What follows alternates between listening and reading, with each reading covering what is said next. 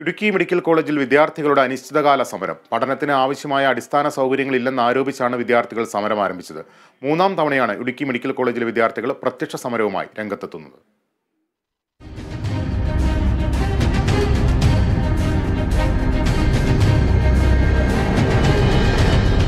കഴിഞ്ഞ ഒരു വർഷക്കാലത്തിനിടെ ഇത് മൂന്നാം തവണയാണ് ഇടുക്കി മെഡിക്കൽ കോളേജിലെ വിദ്യാർത്ഥികൾ സമരപ്രക്ഷോഭങ്ങളുമായി രംഗത്ത് വരുന്നത്.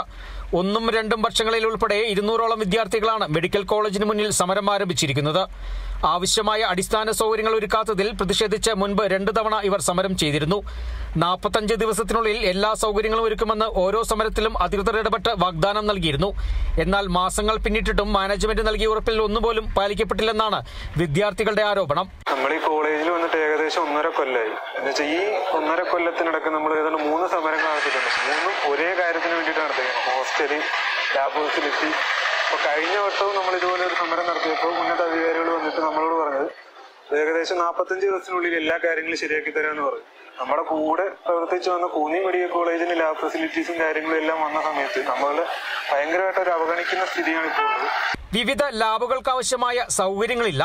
ലാബിന്റെ ഉപകരണങ്ങളെല്ലാം എത്തിയിട്ടും അവ ഇറക്കി വെച്ച സ്ഥലത്ത് തന്നെ ഇരിക്കുന്നതായും വിദ്യാർത്ഥികൾ ആരോപിച്ചു. ലാബിന്റെ പണികൾ തുടങ്ങാനായിട്ടുള്ള എല്ലാ സാധനങ്ങളും വന്നിട്ടുണ്ട്. ഏകദേശം ലാബിൽ ഇൻസ്റ്റാൾ ചെയ്യാനുള്ള എല്ലാ സാമഗ്രികളോടും വന്നിരിക്കുന്ന സാഹചര്യമാണുള്ളത്. പക്ഷേ ഇതുവരെ അത് ഇൻസ്റ്റാൾ ചെയ്യാനായിട്ട് സാധിച്ചിട്ടില്ല. 2 മാസത്തോളമായിട്ട് അത് അതുപോലെ തന്നെ വന്നിരിപ്പുണ്ട്. പക്ഷെ അങ്ങോട്ടും ഇങ്ങോട്ടും അത് മാറിയിട്ടില്ല. എല്ലാ ദിവസവും അത് അവിടെ തന്നെ ഇരിക്കുന്നത് നമുക്ക് കാണാൻ സാധിക്കുന്നുണ്ട്.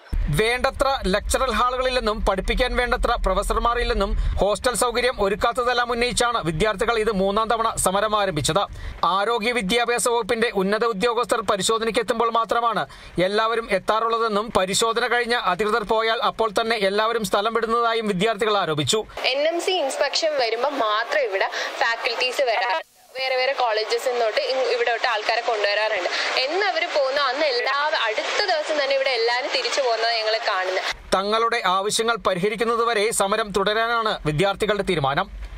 Bineesh Antony, Kerala vision news, Idukki.